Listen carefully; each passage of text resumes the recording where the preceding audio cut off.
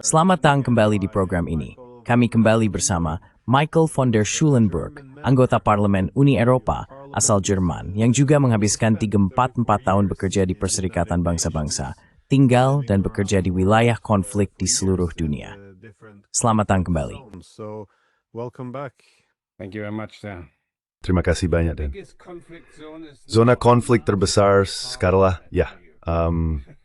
saya kabarkan itu tempat yang sangat tidak menyenangkan. Jika seseorang yang menginginkan perdamaian, itu tempat yang sangat tidak menyenangkan. Kedengarannya seperti lelucon, tetapi sebenarnya konflik saat ini adalah Eropa itu sendiri. Dan ini adalah sesuatu yang seharusnya dijamin oleh proyek Eropa agar tidak pernah terjadi lagi. Ada narasi yang sangat menarik tentang Uni Eropa, bahwa setelah Perang Dunia II, bangsa-bangsa Eropa melakukan integrasi melalui komunitas batubara dan baja.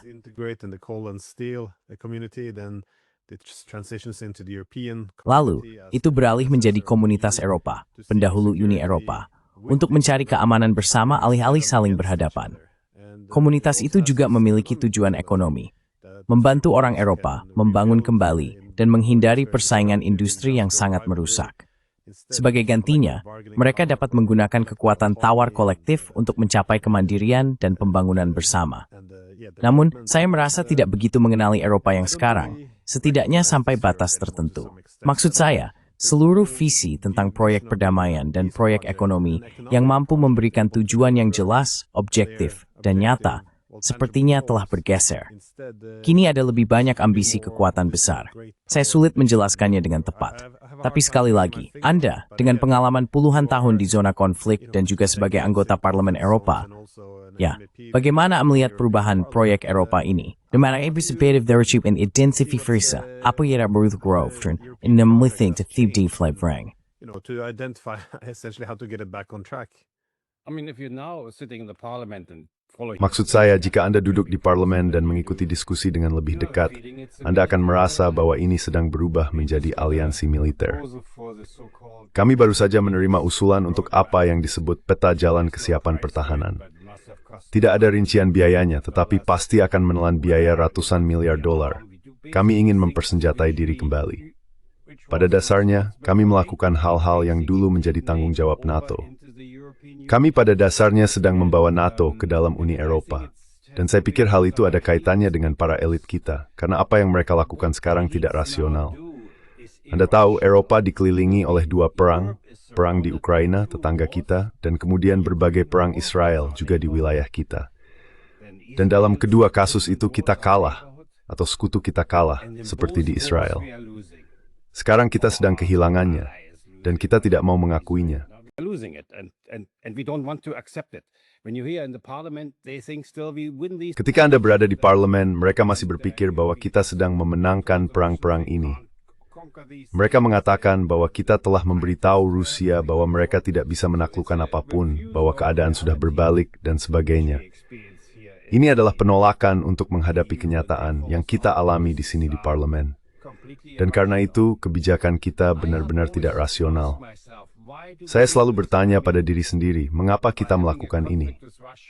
Maksud saya, dengan memiliki konflik dengan Rusia, sekarang kita memiliki energi yang sangat mahal. Kita tidak mendapatkan minyak, kita tidak mendapatkan sumber daya alam murah.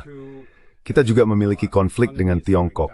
Ekonomi kita sedang menurun. Prancis bangkrut, Inggris mungkin juga. Jerman kehilangan basis industrinya dengan cepat. Hampir tidak ada lagi industri kimia. Dulu kita memproduksi 6 juta mobil. Saya pikir tahun lalu hanya 4 juta. Maksud saya, ensure pembangunan ekonomi kita. You ferry me optekenen. Side your pelsuwerchen ongori. I have only one explanation for it. It's an elite project and we thought ini adalah proyek kaum elit. Kami berpikir bahwa kami ingin menjadi kekuatan besar ketiga di dunia multipolar. Bahwa perang di Ukraina memberi kami kesempatan untuk bergaul, bersatu, menjadikan Uni Eropa semacam semi-negara, atau kamu tahu Amerika Serikat versi Eropa. Ketika kamu melihat Ibu von der Leyen, ketika dia berjalan-jalan, dia tampak seperti presiden sebuah negara, bukan kepala administrasi. Maksud saya, komisi pada dasarnya hanyalah sebuah lembaga administratif. Jadi saya pikir ada serangkaian hal yang ingin kami jadikan besar. Kami menginginkan Eropa yang membentang dari Atlantik hingga Laut Hitam. Kami menginginkan Eropa yang membentang dari Mediterania hingga Kutub Utara. Dan karena itu kami berbicara tentang Ukraina dan negara-negara tersebut yang harus dibawa masuk ke Uni Eropa tanpa syarat apapun.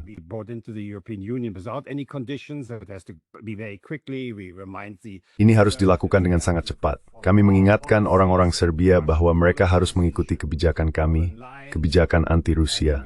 Kita semua harus sejalan. Maksud saya, baru-baru ini kita punya yang disebut Perdana Menteri Greenland. Apa namanya? Dalam bahasa Inggris Greenland. Sebuah negara dengan 6.000 penduduk. Dan dia disebut Perdana Menteri di sana. Dia juga berbicara seperti seorang Perdana Menteri. Dan semua orang berdiri. Dia mengatakan ingin datang ke Eropa dan bukan ke Amerika Serikat. Dan hal-hal semacam itu. Hal yang sama terjadi dengan pemimpin oposisi dari Belarus di parlemen. Semua orang berdiri. Dan dia berkata bahwa Rusia tidak akan pernah memenangkan perang ini, bahwa mereka akan menjadi bagian dari Eropa, dan bahwa mereka akan mendorong Rusia kembali ke Asia, dan hal-hal semacam itu.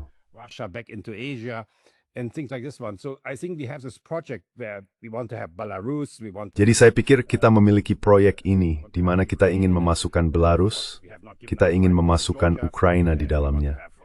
Tentu saja kita belum sepenuhnya menyerah pada Georgia, dan kita juga ingin, di sisi lain, Greenland ikut serta. Jadi saya pikir kita memiliki impian tentang sebuah proyek besar, tetapi saya rasa semuanya akan runtuh karena tidak didasarkan pada kenyataan. Traktat Maastricht tidak dibuat untuk rakyat. Jadi sekarang kita memiliki lembaga elit yang teknokratis dan saling menghidupi. Dan sayangnya, parlemen disusun sedemikian rupa sehingga mereka melihatnya dengan cara yang sama. Mereka mendukung segala hal yang berkaitan dengan persenjataan, dengan mempersenjatai kembali, dengan Anda tahu, tidak berbicara dengan Rusia dan semua hal lainnya. Jadi ini adalah kebijakan yang sangat tidak rasional seluruhnya.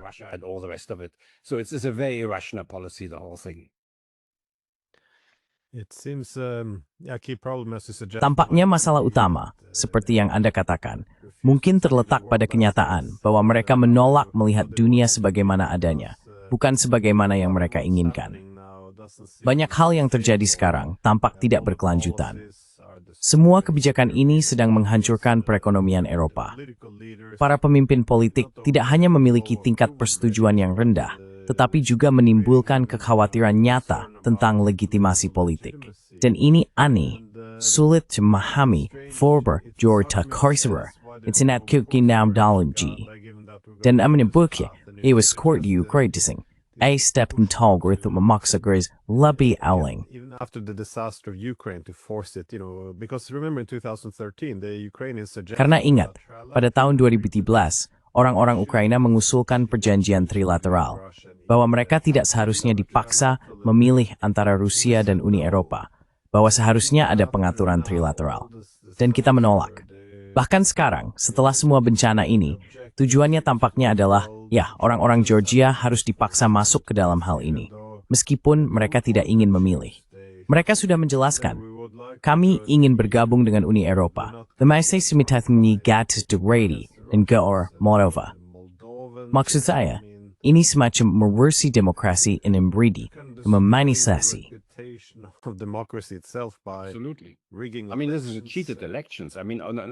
Maksud saya, ini adalah pemilu yang dicurangi dalam skala besar, pemilu yang dicurangi. Maksud saya, mengapa kita menerima hal ini? Mengapa mereka ikut campur dalam pemilu di Rumania? Mengapa mereka ikut campur dalam pemilu di Georgia? Maksud saya, sekarang kita berpikir dalam kerangka perubahan rezim. Mereka melakukannya dengan cara yang tidak profesional, omong-omong. Karena orang Eropa tidak terlalu profesional dalam hal-hal seperti ini. Mereka hanya mencoba agar semuanya berjalan sesuai keinginan mereka. Dan itu tidak akan berhasil. Itu tidak akan berhasil. Kita akan menghadapi masalah besar dalam 1 atau 2 tahun ketika semuanya memuncak.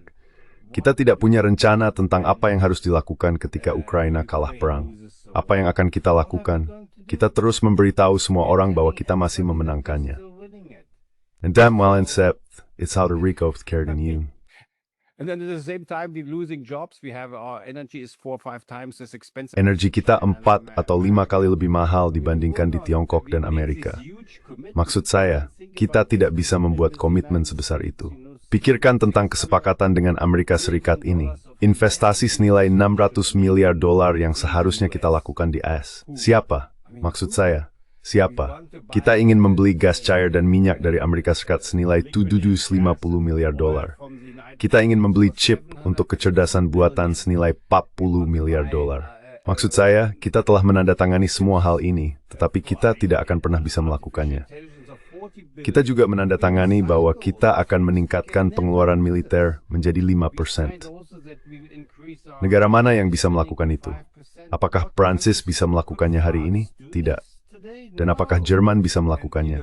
Saya rasa kita juga tidak bisa. Kita punya rencana yang sudah tidak bisa kita jalankan lagi.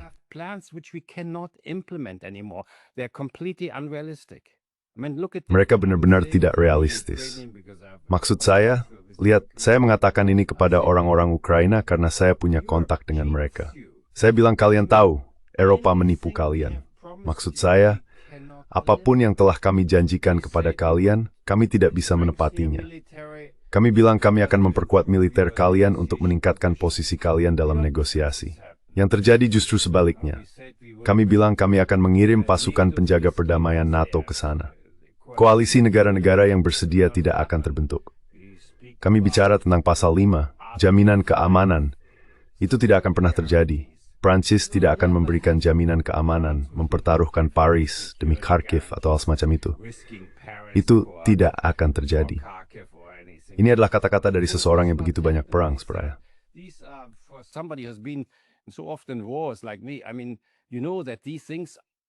Maksud saya, kamu tahu hal-hal seperti ini tidak realistis.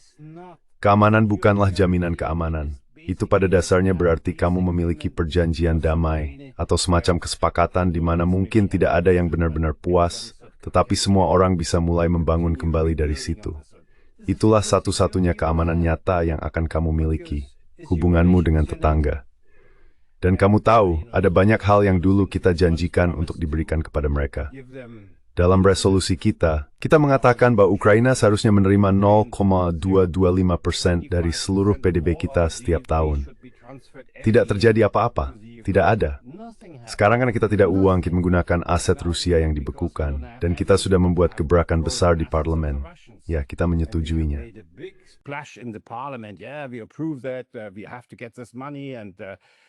Kita harus mendapatkan uang ini dan Rusia akan membayarnya kembali ketika mereka kalah dalam perang. Maksud saya, kita masih berpikir mereka sedang kalah dalam perang tidak akan terjadi. Kamu tahu semua hal ini tidak akan terjadi. Dan Ukraina harus menyadari hal itu. Sekarang kita punya berita besar bahwa 2 helikopter masuk ke sebuah tempat bernama Pokrovsk. Menurutmu apakah itu mengubah apapun? Itu lucu sekali. Bagi seseorang yang sedikit tahu bagaimana perang-perang ini berkembang, saya berkata di parlemen, saya benar-benar tidak percaya dengan apa yang saya dengar. Saya tidak percaya dengan apa yang saya dengar. Lihatlah Israel. Israel tidak akan memenangkan salah satu dari perang ini. Gagasan besar tentang Israel Raya untuk saat ini telah digagalkan oleh Trump.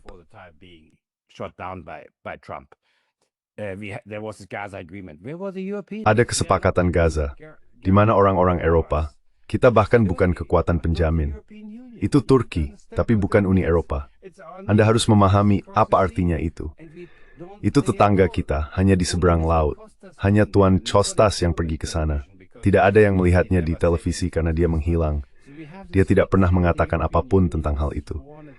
Jadi kita memiliki hal besar ini, Uni Eropa, dengan 450 juta orang, masih makmur, dan kita sama sekali berperan. Dan inilah kebijakan kita. Nyonya Colors tidak diterima dimanapun lagi. Maksud saya, ini bunuh diri yang lakukan. Bunuh diri ekonomi dan politik. Bunuh diri dalam gerak lambat. Ya, saya tidak punya lain oleh itu.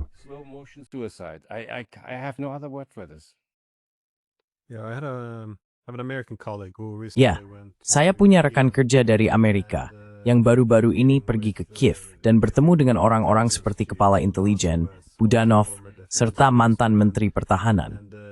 Dan mereka bisa mengonfirmasi apa yang Anda katakan sekarang, bahwa mereka juga merasa dikhianati oleh pihak Eropa karena orang-orang Eropa menjanjikan surga dan bumi selama mereka terus berperang.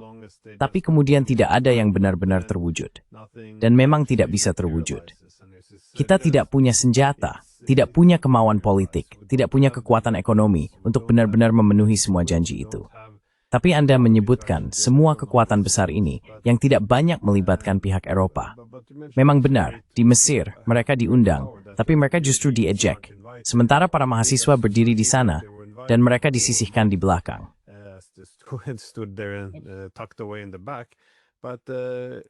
How he treated the British, Maksud saya, cara dia memperlakukan orang Inggris. Ya, orang Inggris selalu berkata itu wilayah mereka, wilayah mereka. Mereka masih berpikir bahwa mereka adalah kekuatan kolonial, bahwa mereka adalah kakak bagi orang Amerika. Dan karena mereka memiliki lebih banyak intelijen daripada orang Amerika, mereka merasa merekalah yang mengendalikan segalanya. Maksud saya sama sekali tidak begitu. Sama sekali tidak. Hanya saja kita masih berperilaku seperti kekuatan pasca kolonial dan tidak menyadari bahwa masa sudah berakhir sejak 50 tahun lalu.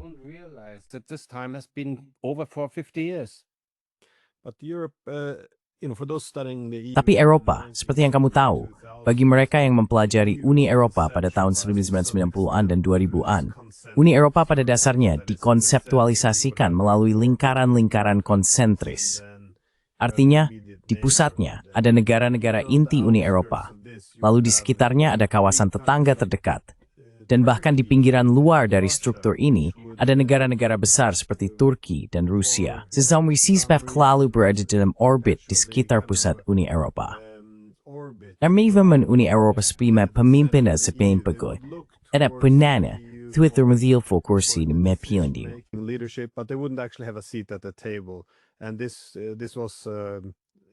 Dan inilah daya tarik gravitasi yang akan menjaga proyek Eropa tetap berjalan.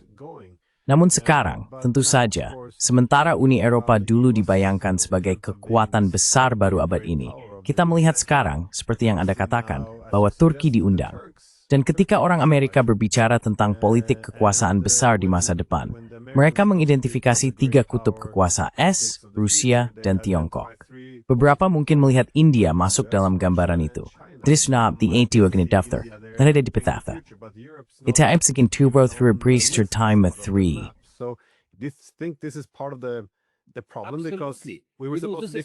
Saya pikir ketika Trump terpilih dan orang-orang Eropa menyadari bahwa mereka mungkin harus berdiri sendiri, mereka tiba-tiba melihat bahwa mereka sedang kehilangan posisi mereka sebagai kekuatan ketiga di dunia. Kekuatan itu akan menjadi Rusia.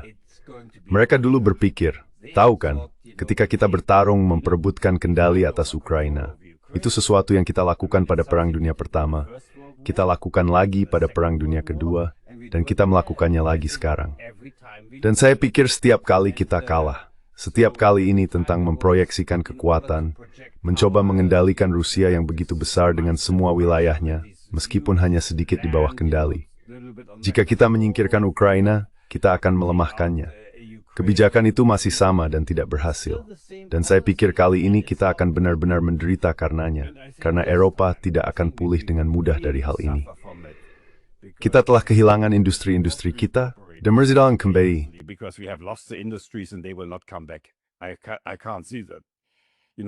Saya tidak bisa melihatnya begitu. Anda tahu ketika kita melihat perbandingan dengan negara-negara besar, maksud saya Uni Eropa jauh lebih kecil, dari segi populasi, produksi, dan teknologi. Teknologi sudah tidak ada lagi di Eropa. Kecerdasan buatan, kita sudah tidak punya apa-apa lagi.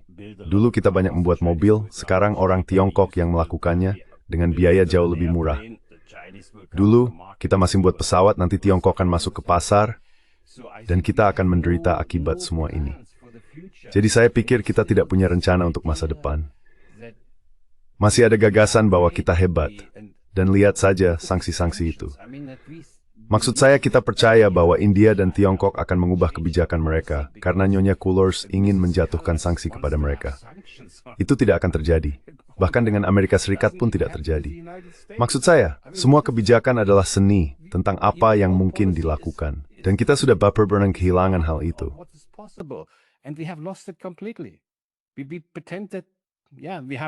Kita berpura-pura bahwa Ya, kita baru saja kedatangan Nader Kolors di Kiev, dan dia berkata, "Oh, perang sekarang telah berbalik arah. Sekarang Ukraina yang maju ke depan." Maksud saya apa yang dia bicarakan? Itulah yang dia katakan. Dan sekitar seminggu yang lalu kami mendengar pidato dari von der Leyen, di mana dia berkata, tidak, sanksi akhirnya berhasil, ekonomi Rusia akan segera runtuh, kita hanya perlu memperkenalkan paket ke-19 ini, dan hal-hal semacam itu. Maksud saya, ada penyangkalan terhadap realitas sampai pada tingkat yang bisa dibilang bunuh diri. Saya tidak bisa menjelaskannya dengan cara lain.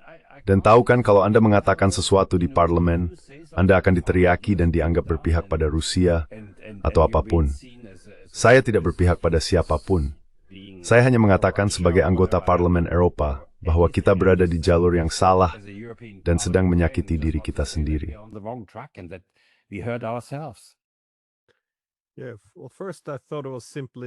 Ya, jadi awalnya saya pikir itu hanya soal, kamu tahu, berpura-pura sampai berhasil. Terus saja membuat orang percaya bahwa kita sedang menang agar mereka terus mengalokasikan sumber daya. Tapi saya rasa ini lebih dalam dari itu. Maksud saya, Walter Lippmann, seabad yang lalu, menulis bahwa kamu sebenarnya tidak memerlukan sensor atau alat propaganda yang kuat, karena manusia, ketika melihat sesuatu yang bertentangan dengan keyakinan inti mereka, akan menutup koran itu sendiri. Mereka akan mengganti saluran. Mereka akan berpaling. Dan jika kamu menyadari bahwa orang Eropa dulu mengira kita akan menjadi kekuatan ketiga, dan sekarang kamu melihat bahwa kita sedang kalah, semakin buruk keadaannya, semakin jelas bahwa semuanya tidak berjalan seperti yang kita bayangkan, maka dorongan untuk berpaling dan mengabaikan kenyataan menjadi semakin kuat. Dan sekarang, mulai terlihat ya, seolah kita perlu menjelaskan situasi ini melalui psikologi, bukan keamanan internasional. Karena semuanya sudah tidak harus masuk akal lagi tuh.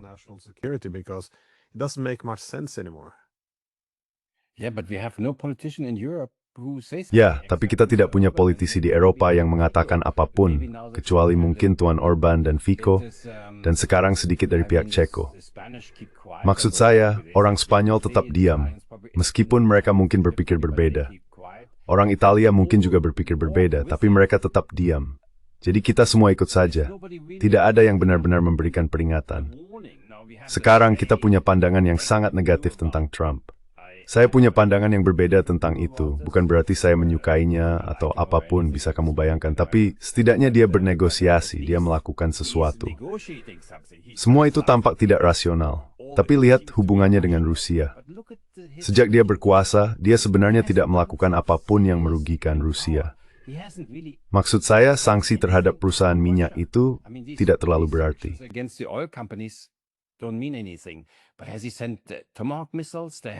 Tapi apakah dia telah mengirimkan rudal Tomahawk?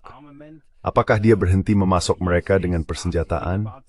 Dia kadang-kadang mengatakan hal-hal buruk tentang mereka, tapi pada kenyataannya dia sedang menunggu. Dan aku bisa membayangkan bahwa begitu Donbas, maksudku, kota-kota seperti Pokrovsk dan Kostiantynivka, atau apapun namanya, jatuh, aku pikir mereka akan menandatangani perjanjian damai. Aku yakin orang-orang Amerika dan Rusia terus berbicara, meskipun ada semua hal yang muncul di layar, semua pembicaraan aneh lainnya. Ada wawancara menarik oleh Vance dan juga oleh siapa namanya Dmitriev ketika dia datang ke AS. Dia berkata, kalian tahu, kami jauh lebih dekat dengan kesepakatan damai daripada yang kalian kira. Keduanya mengatakan hal itu. Pasti bukan tanpa alasan. Aku yakin ada negosiasi. Aku yakin mereka terus berbicara. Dan ada juga hal menarik lainnya.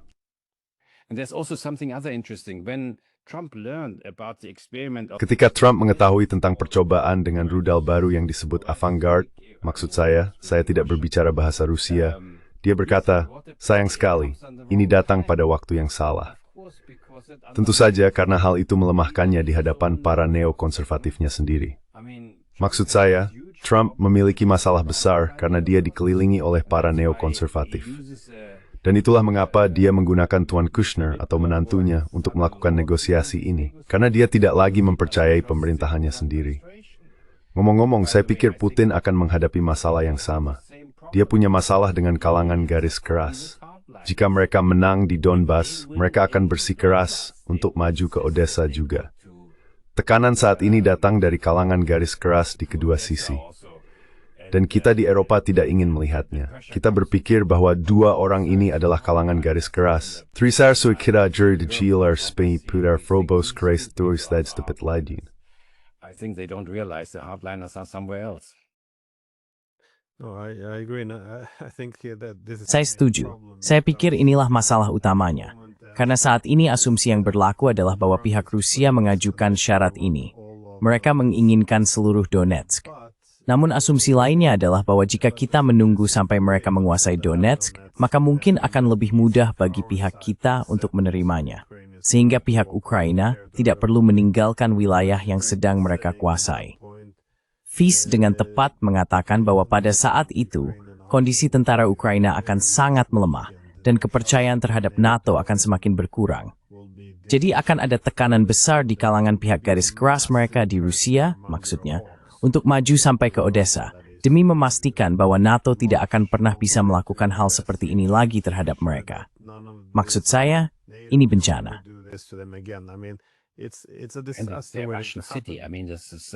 Dan kota Rusia, maksud saya Anda tahu, itu adalah seorang putri desa yang menjadi tsarina pada masa itu, bukan?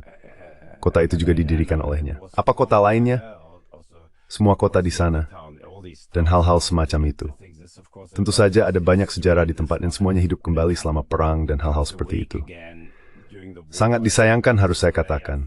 Saya akan mengatakan kepada orang-orang Ukraina, kalian harus bernegosiasi, karena kalian tidak perlu menunggu sampai kalian runtuh. Ketika kalian runtuh, dan saya telah melihatnya di begitu banyak negara lain, sistem politik kalian juga akan runtuh. Kalian tidak perlu membiarkannya sejauh itu. Tapi saya pikir sekarang, tampaknya memang menuju ke arah itu. Saya tidak tahu apa yang akan terjadi. Kita akan mewarisi negara yang gagal, atau negara yang sedang gagal, yang sangat saya sesali. It's an alis pros hydra the via superiority the things that but our Ukrainas. Feel sorry what happens to the Ukrainians. They are the betrayed people. They are being used. Mereka adalah orang-orang yang dikhianati. Mereka sedang dimanfaatkan untuk politik kekuasaan besar. Itu darah mereka sendiri. Tentu saja, mereka juga memiliki masalah dan kontradiksi internal. Tapi pada akhirnya, kitalah yang mendorong mereka ke dalam perang. Mereka kehilangan putra dan putri mereka, segalanya, masa depan mereka. Dan kamu tahu, jika mereka kehilangan lebih banyak lagi, negara itu mungkin bahkan tidak akan bertahan sebagai negara yang berfungsi. Itu akan sangat disayangkan, sangat disayangkan. Dan kita tidak boleh membiarkan hal itu terjadi. Saya pikir Eropa memiliki tanggung jawab besar karena menghalangi Trump dalam negosiasi perdamaian itu. Kitalah pengacau. Kita tidak punya kekuatan untuk melakukan apapun, tapi kita adalah pengacau. Kalau tidak, saya pikir mereka akan setuju sejak awal ketika Trump berkata, kamu tahu kamu bisa memiliki Crimea dan semua wilayah itu.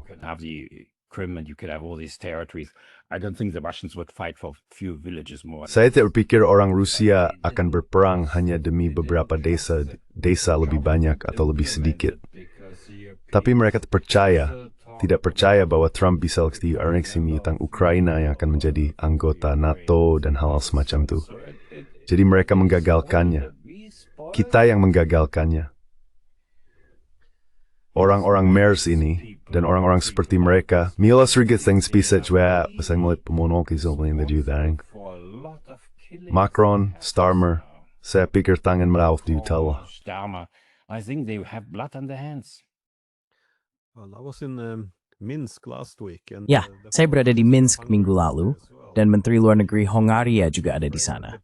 Ia menggambarkan masalah di Eropa saat ini sebagai krisis nalar dan akal sehat. Dan agak sulit untuk tidak setuju dengan hal itu. Karena jika ada strategi yang jelas, apa yang ingin kita capai dan bagaimana kita bisa mencapainya, itu akan menjadi hal yang berbeda. Tapi seperti yang Anda katakan, menggagaling inisiatif berdaulat, ketika mereka jelap mutafsan kemaltan, nebit through supor. Saya rasa itu, selama itu citra itu yang semasa delusional, iwat ibu na anais. It does touch on a different issue though, is what is it that creates peace? Because Apa yang menciptakan perdamaian? Karena proyek Eropa setelah Perang Dunia II berfokus pada kerjasama. Kami selalu berbicara satu sama lain. Kami berusaha lagi untuk mencari keamanan bersama, bukan saling berhadapan. Namun sekarang, ketika Anda mendengar orang Eropa berbicara tentang apa yang menciptakan perdamaian, selama 30 tahun terakhir tampaknya, sedikit demi sedikit, maknanya menjadi bahwa perdamaian terjadi ketika musuh dikalahkan. Benar sekali, dan kita juga menerapkan hal ini pada Rusia, yang karena banyak alasan merupakan gagasan yang sangat absurd. Tapi mengapa? Bagaimana kita bisa sampai pada gagasan tentang perdamaian melalui kemenangan ini? I don't know. Glenn, when I listen to this parliament, when they talk there, and Ketika saya mendengarkan parlemen ini, ketika mereka berbicara di sana, dan sayangnya juga Menteri Pertahanan di Amerika Serikat, ada pepatah Romawi yang mengatakan, jika kamu ingin damai, kamu harus bersiap untuk perang. Tentu saja, itu benar-benar konyol. Karena itu berarti setiap negara harus mempersenjatai diri kembali untuk mencegah yang lain melakukan hal yang sama. Kita memiliki pandangan yang sangat buruk tentang orang lain, seolah-olah mereka selalu musuh. Bofavitator selalu siap di pistol di sisi. It's an knowledge of menangse, minanten. Deslira gagur itu negosiasi, dan prior terhadap kesepakatan yang dicapai, and so mental healing. agreements you reach is gone through. That's why we don't negotiate. So we have only Itulah sebabnya kami tidak bernegosiasi, jadi kami terus saja menambah lebih banyak senjata. Dan orang Eropa melakukan hal-hal konyol seperti ini. Ketika Anda melihat peta jalan yang saya sebutkan sebelumnya, nilainya mencapai ratusan miliar. Tidak ada label harga yang jelas, tapi saya pikir mungkin mencapai ratusan miliar. Mereka ingin membangun tembok pertahanan terhadap drone. Pada saat yang sama, Rusia memiliki roket bertenaga nuklir. Dai dudep step terrain hidup. En apakah alap Rusia berperang drone dengan Oregon Shith? Jika gay berperang, zet om hat letterlijk. Dai van kita step semedene breakses in hate or in drank on a day and in drone. be shooting it down with what we want to do against drones. I mean, this is so. It is childish. Maksud saya, I mean, ini benar-benar kekanak-kanakan, sungguh. Bahkan jika kamu berpikir bahwa Rusia adalah musuh, bahwa Rusia mungkin berbahaya bagi kamu atau apapun itu, bahkan begitu pun, seluruh kebijakan ini benar-benar tidak rasional, bukan? Maksud saya, mengapa NATO tidak melakukan ini? Mengapa tiba-tiba melakukannya? Tidak ada pengalaman dalam hal ini. Sebenarnya tidak ada mandat untuk itu. Jika kamu melihat perjanjian-perjanjian yang ada, kita ditsemori kimandat suruh memamnen Torah atau smarter kita. Tebal tetap memrith, you have Christian. Tidak have dates dan hal for the mouth that in our paper kitas. not going to happen, and it will catch up with us. So it's a bit of an opportunity. Ini sedikit oportunisme. Jangan nyanyiakan krisis yang baik. Dalam hal sentralisasi atau menjadikan Uni Eropa semacam Amerika Serikat versi Eropa, no, tapi itu tidak akan terjadi. Yang terjadi justru sebaliknya. Won't be. The opposite will happen. We will fall apart because we can't afford it. Kita akan hancur karena kita tidak mampu menanggungnya. Will allow Apakah kamu benar-benar berpikir negara-negara lain akan mengizinkan Ukraina menjadi anggota Uni Eropa sekarang? I mean, the first country Maksudku, negara pertama yang akan menolak mungkin adalah Polandia. will allow agriculture Lihat saja, to- mereka bahkan tidak mau produk pertanian Ukraina dijual di Polandia. It won't happen. Tidak, itu tidak akan terjadi lagi. Ukrainians have Orang-orang Ukraina harus realistis. members of Mereka tidak akan menjadi anggota Uni Eropa. this done than the European. Dan jika hal ini dilakukan, maka proyek saat Eropa haskan goyar sendiri negaranya. It will not happen. Dan Blejus, apakah juga menahan bros? Dunia seperti apa yang kita tinggi? Also, I mean, in what world do we live? I would like to see some strategy. Saya ingin melihat beberapa prioritas strategis jika Uni Eropa ingin menjadi salah satu dari banyak kekuatan besar dan tetap mencari kesatuan. Tampaknya pendekatan yang baik adalah kembali pada prinsip sebagai proyek ekonomi. Jika Uni Eropa dapat mulai membangun ekosistem digitalnya sendiri dan menjadi kekuatan ekonomi, maka orang Eropa akan melihat kerjasama semata-mata demi otonomi teknologi dan ekonomi. Itu akan berarti sedikit lebih banyak kemandirian dari AS, Tiongkok, dan bahkan Rusia hanya untuk memiliki kedaulatan ekonomi. Namun sebaliknya, kita justru menempuh jalan menuju perang, yang berarti kita menjadi lebih bergantung pada AS untuk keamanan, yang pada gilirannya membuat kita harus semakin menundukkan ekonomi kita. Maksud saya, tampaknya hal ini merusak pada intinya. Kita sedang menghancurkan ekonomi kita sendiri. We destroy our economies. I mean, Also Germany Maksud saya juga orang Jerman. will have a lot of internal Kita akan menghadapi banyak masalah internal untuk waktu yang lama. Akan ada pergeseran kekuasaan di Eropa juga. Kita akan mengalami konflik internal karena hal ini. Itulah kebijakan yang tidak realistis. unrealistic policy. Well, I spoke to a former politician and who Saya berbicara dengan seorang mantan politisi, dan saya bertanya, dengan manfaat dari penilaian di masa lalu, apakah kita akan melakukannya lagi? Maksud saya, jika kita menyadari kesalahan kita, kita bisa mulai memperbaikinya. Misalnya, pada tahun 2014, kita tahu bahwa sebagian besar warga Ukraina tidak mendukung penggulingan Yanukovych. Dan akibatnya, mereka kehilangan Crimea, kehilangan 4 oblast lagi. Ratusan ribu orang tewas, infrastruktur hancur.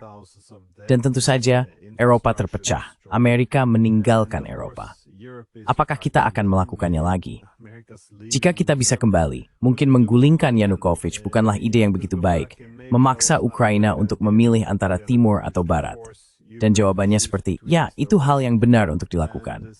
Yang justru menimbulkan pertanyaan, jika kita terjebak dalam perdebatan normatif tentang bagaimana seharusnya dunia ini, bukan bagaimana dunia sebenarnya bekerja, nampain sedra menyusahapan ang memperbaiki.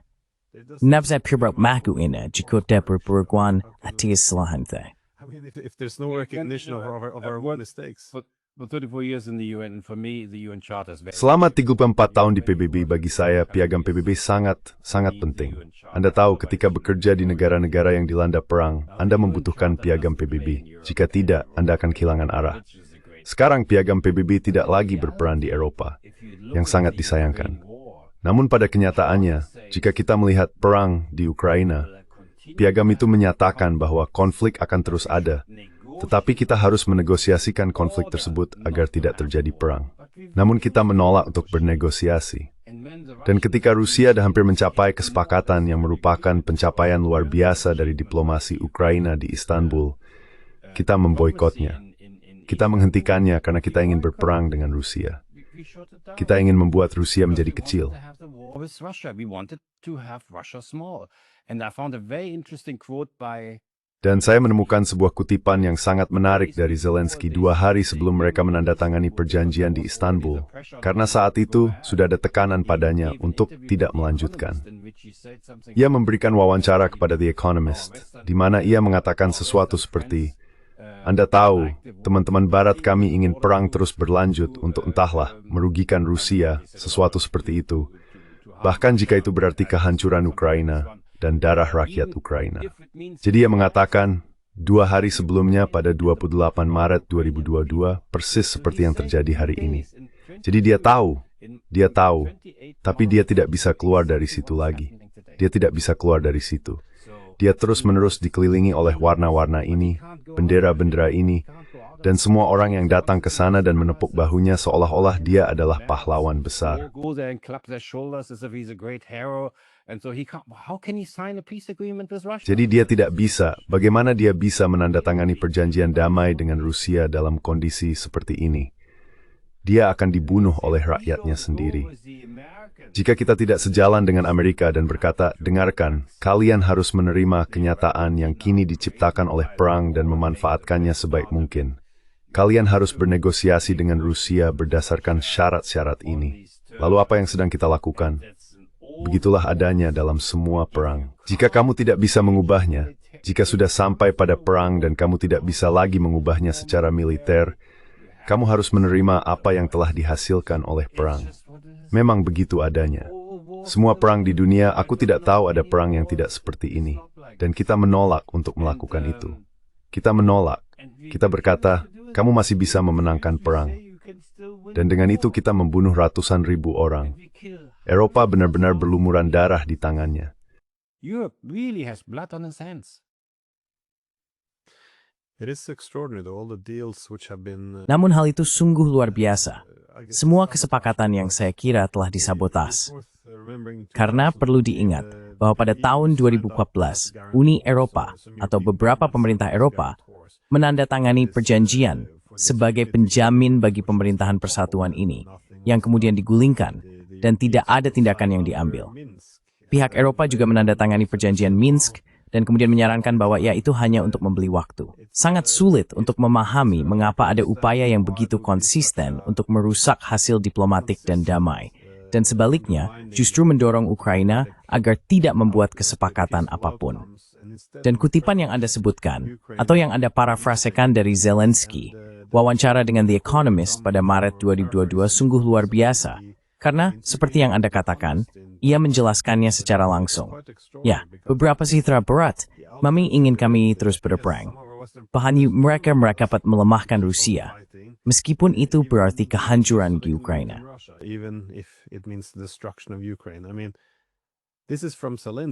Maksud saya, ini berasal dari Zelensky, dan apakah dia sekarang juga seorang Putinis?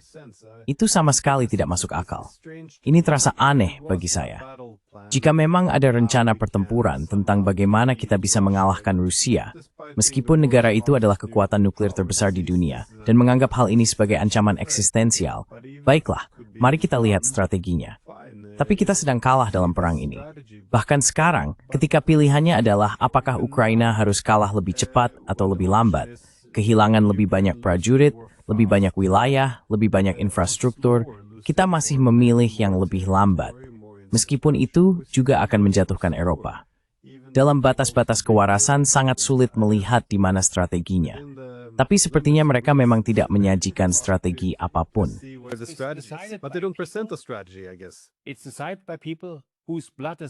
Itu diputuskan oleh orang-orang yang darahnya tidak terlibat, yang putra dan putrinya tidak ikut berperang. Maksud saya ini adalah masalah moral dengan proporsi yang luar biasa. Dan hal yang menarik, Glenn, adalah bahwa kita memiliki media di Eropa, terutama di Jerman, yang sangat berpihak. Saya pikir media Inggris sudah lebih bebas, maksud saya. Media yang membuat orang percaya bahwa kita berada di pihak yang bermoral. Kita adalah pihak yang baik secara moral. Waarom breed je verbreek gestetel weer bermoral yang terkait jutredi. It's in pity stared mirror to the curse. Ilis. Already, any critic that sekali. There is absolutely no criticism whatsoever. But since we bring up Germany, though, Tapi karena kita membicarakan Jerman. Nah, bagi Jerman, Kanselir Helmut Schmidt pada tahun 1978 berpendapat bahwa penting bagi Jerman untuk membalut dirinya dalam dua lembaga utama Eropa, Komunitas Eropa dan NATO, agar seluruh benua merasa nyaman dengan meningkatnya kekuatan relatif Jerman. Jadi sekali lagi, bukan rahasia bahwa bagi Jerman untuk berkembang, penting melakukannya dalam batas-batas Uni Eropa dan NATO. Namun pada saat yang sama, Jerman juga memainkan peran yang sangat konstruktif dengan Blok Timur, menjangkau berupaya mengurangi konfrontasi militer, dan sebaliknya mendorong diplomasi serta saling pengertian. Sekali lagi, meredakan beberapa ketegangan terburuk melalui Ostpolitik. Mitigating some of the worst tensions with the Ostpolitik, but after the Cold War, many hope that. Namun, setelah Perang Dingin, banyak yang berharap akan ada persatuan antara Barat dan Rusia, seperti halnya yang terjadi antara Prancis dan Jerman setelah Perang Dunia Kedua. Namun sebaliknya, saya pikir UE dan NATO justru menjadi lembaga-lembaga yang membangun Eropa tanpa Rusia. Dan sekali lagi, dua lembaga utama yang dulu dilihat Helmut Schmidt sebagai cara Jerman menutup diri demi sikap damai, kini tampak justru memicu atau menghidupkan kembali politik blok ala Perang Dingin. Tapi apakah Anda melihat, maksud saya pikir sebagian besar orang Eropa seharusnya menengok sedikit ke Jerman.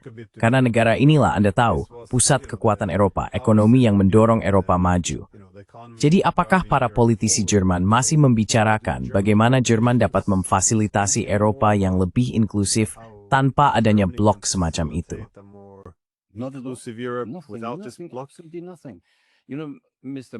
Tidak ada sama sekali.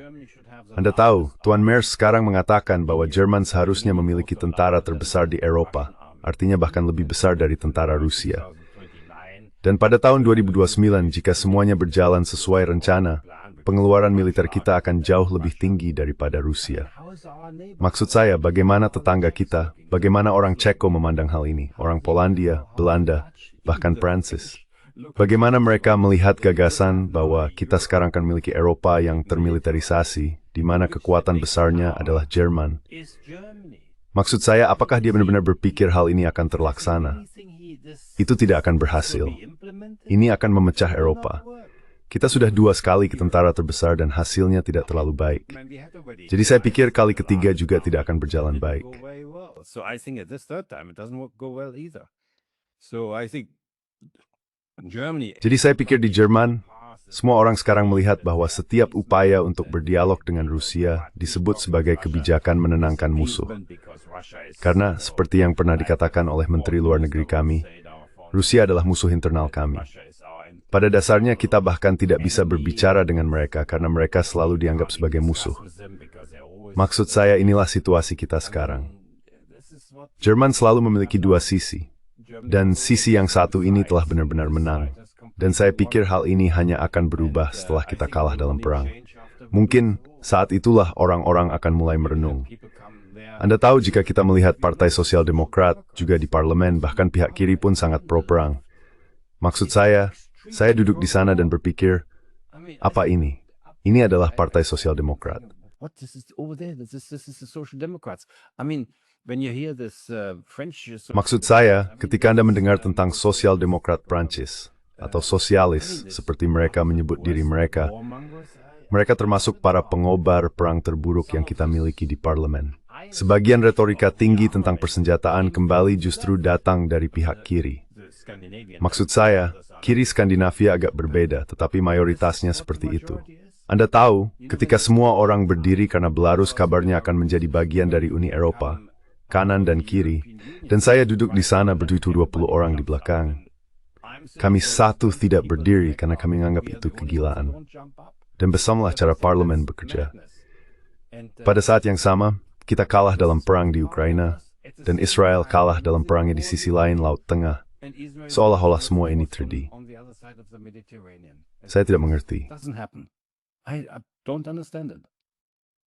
But it's this very, again, if the objective. Sekali lagi, jika tujuannya hanyalah untuk hidup rukun, untuk memiliki Eropa yang damai, maka jika kita mengambil Belarus sebagai studi kasus, tampaknya sudah ada jalur yang jauh lebih baik.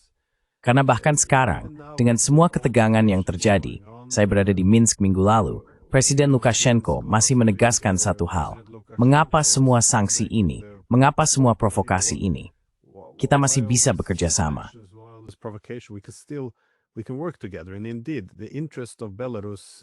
Dan memang, kepentingan Belarus dari sudut pandang pemerintah Belarus adalah untuk mendiversifikasi perdagangan mereka. Mereka tidak ingin menaruh semua telur mereka di keranjang Rusia, karena itu akan membuat mereka terlalu bergantung. Jadi mereka ingin bekerja lebih banyak dengan Eropa. Ketika pihak Amerika mendekati mereka di masa pemerintahan Trump dan berkata, mari kita coba memperbaiki hubungan, mereka sangat antusias. Memang, beberapa orang agak khawatir bahwa pemerintah mungkin terlalu bersemangat, karena mereka bisa saja ditipu, seperti halnya dengan Trump. Kamu tahu, dia cukup licik ketika berurusan dengan Iran misalnya. Namun di pihak Belarus, mereka sangat senang. Mereka ingin bekerja dengan Eropa. Dan itu sedikit mengingatkan saya pada orang-orang Georgia. Karena mereka semua berkata, kami ingin menjadi bagian dari Uni Eropa.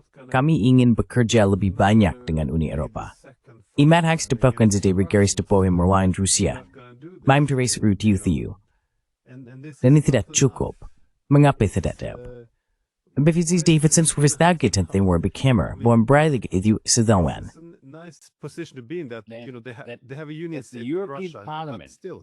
Ini adalah Parlemen Eropa. Dan mengapa justru pemimpin oposisi yang mengatakan kepada kita bahwa dalam pemilu ia akan menang atau sudah menang jika saja tidak dicurangi. Seharusnya dialah yang menjadi presiden Belarus. Dan dalam hal itu, Belarus akan bersama Uni Eropa. Maksud saya, bagaimana bisa kita mempercayai hal ini? How can you trust this? This is a real policy. Ini adalah kebijakan yang nyata. Namun, pertanyaan saya adalah apa yang Anda lihat terjadi di Eropa Timur? Karena Anda tahu, ada beberapa negara yang memiliki alasan historis untuk menyimpan keluhan terhadap Rusia. Maksud saya, ada banyak negara di Eropa Timur yang hidup di bawah kekuasaan Moskow selama Perang Dingin. Namun tetap saja, sekarang terlihat bahwa oposisi utama, saya akan menyebutnya oposisi perdamaian, yang berkembang di dalam Uni Eropa, tampaknya berasal dari Hongaria, Slovakia, dan semakin banyak dari Republik Ceko. Juga di Rumania. Jangan lupakan Rumania. Bagaimana Anda menjelaskan hal ini? Maksud saya, negara-negara itu memang pengecualian, tetapi tetap saja bagaimana hal itu bisa masuk akal? How can we make sense? I don't know really. I don't know. It's just. Saya tidak tahu, sungguh. Saya Saya tidak tahu.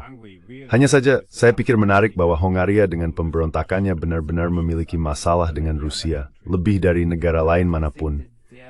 Tapi saya pikir mereka adalah tetangga, dan kita harus bisa bergaul dengan tetangga kita. Mereka melihat ada peluang untuk bergaul dengan tetangga mereka dan tidak menaruh semua telur dalam satu keranjang. Di Prancis menurut saya. Maksud saya, Uni Eropa dulu sangat menarik bagi negara-negara lain. Tetapi kita kehilangan daya tarik itu, karena kita memainkan peran politik yang lebih kecil. Ekonomi kita sedang menurun. Kita mungkin menghadapi masalah ekonomi besar di Prancis yang bisa memicu, beberapa orang bahkan mengatakan bisa memicu, keruntuhan euro. Maksud saya tidak tahu banyak tentang hal-hal ini, tapi Anda tahu, ini bukan masalah kecil jika Prancis runtuh secara ekonomi. Small issue if France collapse economically, and so I think we are much less attractive. Jadi saya pikir kita sekarang jauh kurang menarik. Anda tahu, ketika berbicara dengan orang Tiongkok, mereka selalu berpikir, mungkin Eropa bisa menjadi mitra, mungkin kita bisa akur. Mereka mungkin bahkan berpikir bisa memiliki lebih banyak hubungan dengan Eropa daripada dengan Amerika Serikat. Saya pikir semua itu sekarang sedang berubah. Semuanya berubah. Saya pikir dulu ada harapan bahwa Eropa akan bertindak secara rasional. Kita sangat tidak sopan ketika mengadakan perayaan ulang tahun ke-50 antara Uni Eropa dan Tiongkok. Ketika mereka mengadakan resepsi, tidak ada anggota Parlemen Eropa yang datang kecuali 3 orang. Dan itu hanya orang-orang seperti kita. Semua yang lain tidak datang. Mereka pada dasarnya mengatakan bahwa Tiongkok tidak penting bagi kita. Dan von der Leyen tidak bepergian ke Tiongkok. Dia bilang dia tidak ingin ke sana lagi. Maksud saya, siapa dia? He doesn't want to go there anymore. I mean, who is he? I mean, that's what it is in the moment. Maksud saya begitulah keadaannya saat ini. Dan saya pikir, ya itu akan berubah. Itu akan berubah begitu perang kalah karena mereka akan menyadari bahwa kebijakan mereka tidak berhasil. Bagaimanapun juga kita akan menghadapi masalah besar di masa depan. Dan dengan semua perang di sekitar kita, baik di Gaza, tepi barat, Lebanon, atau Suriah, kita masuk ke Suriah untuk mendukung mantan bos Al-Nusra dan hal-hal semacam itu. Saya pikir semua itu tidak akan berhasil. Tidak akan berhasil. Dan Iran yang baru, maksud saya, Iran jelas memenangkan perang. Dan apakah Israel akan menyerang Iran lagi? Saya tidak berpikir mereka mampu melakukannya tanpa Amerika Serikat. Dan saya tidak berpikir, ya kamu tahu, itu menarik ketika Trump saya rasa memberikan pidato di Knesset pada akhirnya. I think it was a speech in the Knesset in the end. He says, long lives America, of course. And then he says, Dia berkata hidup Amerika, tentu saja. Lalu dia berkata hidup Timur Tengah bukan Israel. Maksud saya ada sesuatu di situ. Kamu tidak boleh lupa bahwa opini publik di Amerika Serikat mulai berbalik menentang Israel, semakin kritis. Kamu tahu ketika kamu mendengar omongan Tucker Carlson, bahkan si Charlie Kirk ini, aku bahkan tidak tahu tentang mereka sebelumnya.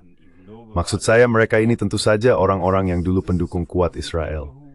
Jika mereka kehilangan dukungan itu, dan juga kehilangan banyak dukungan di Eropa, maksud saya Israel tidak akan bisa bertahan seperti ini. Aku tidak mengatakan negara itu akan lenyap. Tapi seluruh rencana mereka untuk berkembang dan menjadi lebih besar, menurutku itu sudah selesai. Aku benar-benar berpikir itu sudah berakhir. I think really it's finished. Do you think the European Union might see? Apakah menurutmu Uni Eropa mungkin akan berhenti ada? Karena, ya, saat ini, jika Uni Eropa tidak lagi menjadi proyek perdamaian tradisional, ia kehilangan daya tarik politiknya dan tidak memiliki kemampuan untuk memberikan manfaat ekonomi yang jelas bagi negara-negara anggotanya. Jika persatuan terlalu bergantung pada perlawanan terhadap Rusia, dan perang itu kalah, apakah menurutmu Uni Eropa sendiri bisa bubar? Do you think the EU itself could dissolve? Maybe not dissolve, but it will not survive as it is. Mungkin tidak akan dibubarkan, tetapi tidak akan bertahan seperti sekarang. Ia tidak akan bertahan. Ia tidak bisa bertahan. Lihat saja dukungan publik. Maksud saya secara tradisional, hanya 40% orang Eropa yang memilih dalam pemilihan Parlemen Eropa. Sekarang angkanya 50%. Tapi hanya 50% karena pada saat yang sama sekitar 20% dari mereka bersikap anti-Uni Eropa. atau sampai batas tertentu, skeptis terhadap Uni Eropa. Angka itu meningkat, tetap saja hanya 50%. Dan tersikir popularitas Merz dan Macron di Uni Eropa dan hal-hal seperti itu, masyarakat akan berbalik menentangnya. Kita akan melihat partai-partai sayap kanan insisten sering memenangkan pemilu.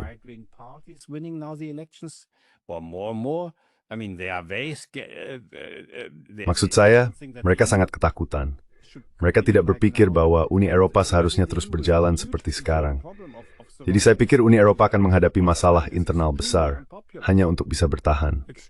Dan maksud saya von der Leyen sangat tidak populer. Sangat tidak populer. Itu juga merupakan lembaga yang sepenuhnya tidak demokratis. Minggu depan kami akan mengadakan sesi di Uni Eropa, di mana kami akan membahas sanksi terhadap individu. Maksud saya, Eropa, it's imigrasi, it's tegenpemilik sebagai haputing van hakim feester, semua yulam sol. Wak demokrasi, kuasat stingnem kesenkerening stoot katord, yuwer kabi berat weer sebagai store. Mereka mythoski kruikrein.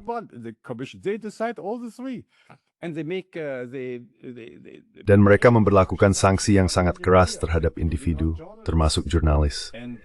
Jadi kita akan mengadakan diskusi publik dan semoga banyak jurnalis yang datang kali ini.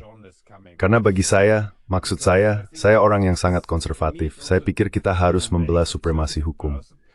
Jika dalam perang ini supremasi hukum diabaikan, yang memang terjadi sampai batas tertentu, dan jika demokrasi juga diabaikan, seperti dalam pemilihan di Moldova, maka saya pikir kita tidak hanya kalah dalam perang, tapi juga jati diri kita sendiri setinggi sebagai negara Eropa yang demokratis.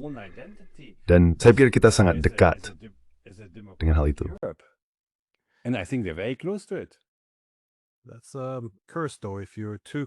Namun, itu adalah kutukan. Jika seseorang terlalu yakin akan kebajikannya sendiri, bahwa dirinya adalah pihak yang baik yang melawan kejahatan, maka pemisahan kekuasaan, sesuatu yang mencegahnya bertindak untuk melakukan kebaikan, menjadi hal yang buruk.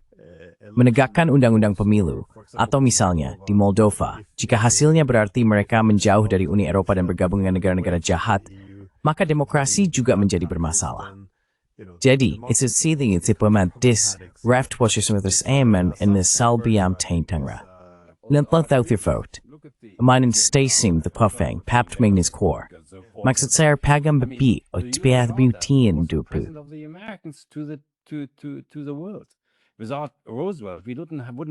Tanpa Roosevelt, kita tidak akan memiliki piagam PBB. Gagasan utamanya adalah bahwa kita tidak perlu mengulangi perjanjian Versailles, bahwa kita bisa memiliki sesuatu yang berbeda, bahwa kita semua bekerja sama, dan sebagainya. Hal ini sangat didukung di luar sana. Ketika saya berbicara dengan orang Afrika, India, atau Tiongkok, mereka semua mendukung piagam PBB. Namun 10% negara NATO tiba-tiba berpikir mereka bisa melakukannya tanpa itu. Ini masih gagasan tentang dunia unipolar. Kami yang membuat aturan, tatanan berbasis aturan, dan sebagainya. Aturan kami. Itu sudah tidak berlaku lagi. Sudah benar-benar berakhir. Dan hal ini juga dipercepat oleh dua perang yang sedang kami alami. Bukan hanya karena perang, tetapi perang-perang itu mempercepat prosesnya. Ya, sekirais tuer Mulberries performance roboir, nath a slice. Kalau aku selamat dari ini, kukatakan padamu, aku lebih memilih berada di negara-negara yang sedang berperang. Kukatakan padamu, Glenn, perang terbesar yang pernah kulihat tentu saja adalah perang Iran-Irak. Kau bisa berbicara dengan orang Iran, karena kau tahu kami selalu punya hubungan itu. Kau bisa berbicara dengan mereka dengan tenang. Apa yang kulihat di sini, kau bahkan tak bisa membicarakannya. Aku mendengar bahasa yang belum pernah kulihat di Iran. Maksudku, mereka diserang oleh Irak saat itu, bahkan dengan senjata kimia dan hal-hal semacam itu. Tapi kau masih bisa berbicara dengan mereka secara rasional. Tentu saja mereka punya kepentingan yang berbeda dan sebagainya. Tapi dekatan semacam ini, dorongan untuk berteriak pada siapapun yang mengatakan sesuatu yang berbeda atau memberi saran lain, aku belum pernah melihat hal seperti itu di tempat lain. Dan kita menganggap diri kita puncak peradaban. Aku tidak melihat hal seru seperti di parlemen. I don't see this in the parliament. No, it's an extraordinary. Oh, ini situasi baru yang luar biasa. Baiklah, terima kasih sekali lagi sudah meluangkan waktu. Terima kasih banyak, Glenn. Saya berharap ada lebih banyak optimisme di sana. Oke, sampai jumpa nanti. Selamat tinggal. Ya, terima kasih. Thank you. Thank you.